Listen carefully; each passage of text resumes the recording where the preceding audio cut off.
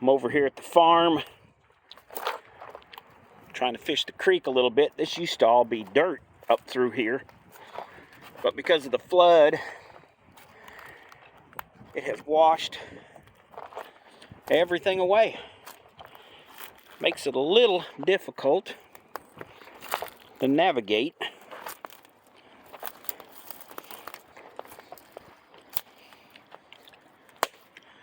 But yeah, it is a mess over here.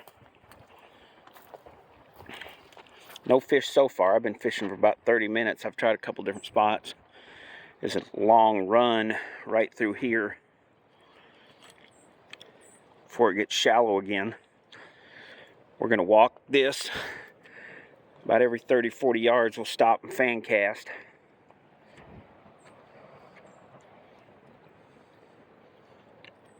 So pretty down here, though, other than the mess from the flood. Really reminds me of a trout stream. Well, let's make a few casts and see what happens.